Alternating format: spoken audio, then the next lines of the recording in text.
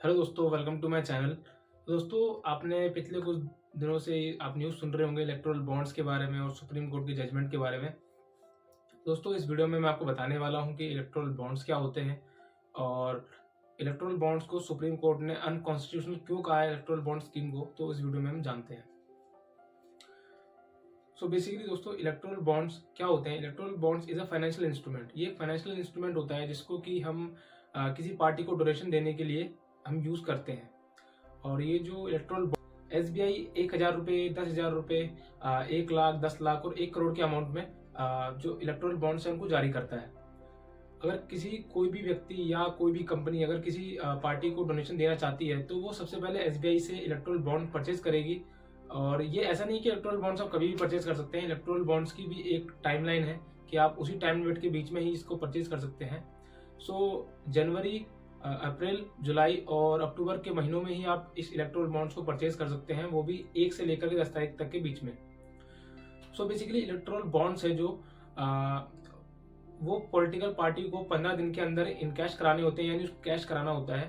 तो electoral bonds का use हम किसी पॉलिटिकल पार्टी को डोनेशन देने के लिए कर सकते हैं, बट ऐसा नहीं कि हम सारी पार्टी को डोनेशन दे सकते हैं। वो पार्टी जो कि रजिस्टर्ड है और जिनको प्रीवियस इलेक्शन में 1% से ज्यादा वोट मिला हो या एटलीस्ट 1% वोट मिला हो, उसी पार्टी को हम डोनेशन दे सकते हैं। तो दोस्तों, अब बात करते हैं कि इलेक्ट्रोल बॉन्ड्स को सुप्रीम कोर्ट ने अनकॉन्स्टिट्यूशनल क्यों कहा है। तो दोस्तों, 15 फरवरी को 5 जजों की बेंच ने, जिसका कि नेतृत्व कर रहे थे हमारे सीजीआई डीवाई चंद्रचूड़, सो उन्होंने इलेक्ट्रोल बॉन्ड स्कीम को अनकॉन्स्टिट्यूशनल माना है, क्योंकि इसमें किसी को ये नहीं पता चल पा रहा था कि किस पार्टी को कौन डोनेशन दे रहा है। और इससे कई सारे करप्शन के मामले भी सामने आ रहे थे। और मेनली इसमें आरटीआई का काफी वॉयलेशन हो रहा था, क्योंकि किसी को भी पता नहीं चल पा रहा था कि किस पार्टी को कौन कितना चंदा दे रहा है। ये सिर्फ बैंक को ही पता था, और बैंक भी गवर्नमेंट के अंडर में ही होता है। और अगर बैंक से अगर गवर्नमेंट चाहे तो अपनी इंफॉर्मेशन निकाल सकती है और पार्टी को पता चल सकता है कि उसके पास कितना डोनेशन आया है।